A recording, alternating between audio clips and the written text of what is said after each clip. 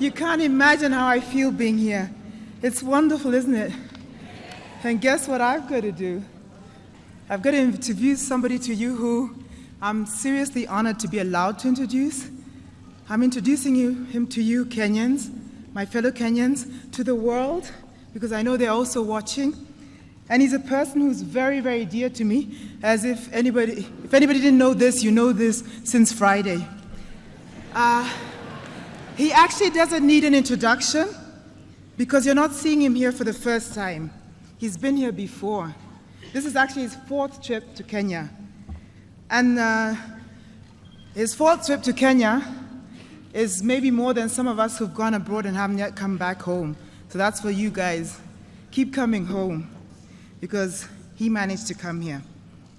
And although he's come here in the capacity as the President of the United States of America, now I've given away who it is I'm trying to introduce, and his first allegiance is to the American people, he also still continues to be very, very closely attached to us and to his Kenyan heritage. You saw that on Friday as well. In other words, contrary to popular Luo expression, we sometimes tell people, ilal, which means you're lost, or he's lost, or lal.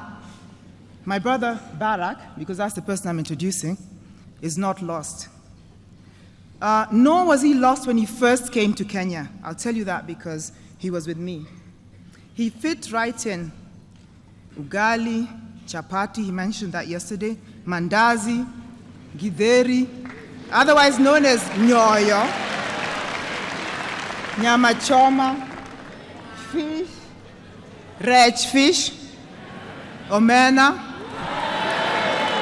We can go on and on and on.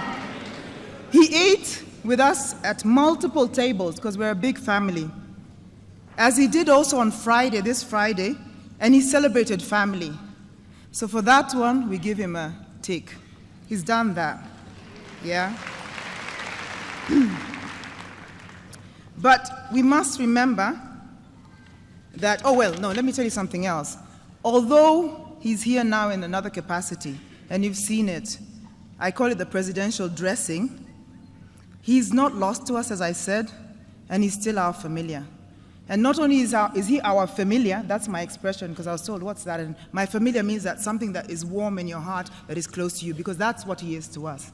He's not just our familiar, he gets us. He gets us. You know, the chapati, nyama, all those things I listed, he gets it. Tuko pamoja, he's one of us. But we're happy to share him with the world, right? Because he's not just ours. So because of that, on the behalf of my family, in behalf of all of us as Kenyans, I want to thank the American people for trusting Barak, who's our son, to be up for what I consider, most of us would agree, is the most difficult job in the world. Thank the American people.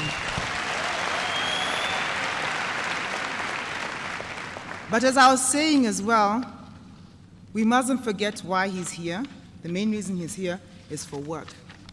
And with that work, I have to admit that sometimes I worry about him. But I remind myself, and I want to remind all of you as well, if any of you worry about him, he told me a very long time ago that when he signed up for this job, he read the job description very, very carefully. So don't worry about him, he's fine. So in that capacity, he has come to us as the first, and I repeat, the first American president of the United States. He's visiting our country, his country. So that one, he deserves a clap for, a big clap.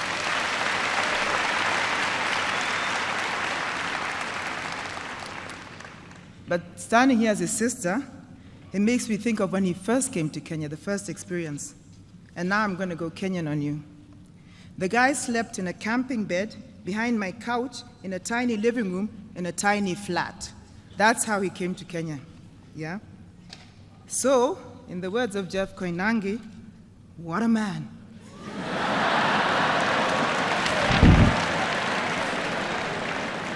So, let me once again remind you why he's here. He's here for work, eh? Okay. He brought the Global Entrepreneurship Summit to us, to the continent, very, very important, to Kenya. We're hosting it, so a great, great compliment to us as Kenyans, to show us firsthand the opportunity, that opportunities are unlimited on this continent. Social, academic standing, limited resources, notwithstanding, opportunities are unlimited. In other words, and very significant for us, and in particular for me personally in the work that I do, poverty is no excuse. For anybody who attended the GES, you'll agree with me. In other words, we have to do it for ourselves. No matter how little you have, no matter how difficult your circumstances, you can still succeed. That is what Barack Obama stands for. That is what we must instill in our children and youth, because you are your future. You are responsible for your future. But that doesn't mean that we don't look out for each other. We must look out for each other, look out for family. And I'll tell you from a personal experience, it's always, always worth it. Look at me. I once drove my brother from the airport in a battered Volkswagen Beetle. You all saw it on Friday. He returned the favor. 27 years later,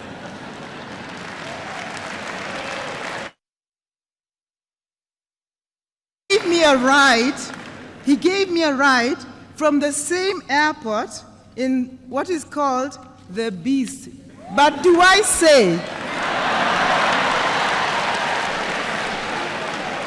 So, with no further ado, please let me welcome my brother, your brother, our son, and most importantly, the President of the United States of America, Barack Hussein Obama. Karibu Barack, karibu.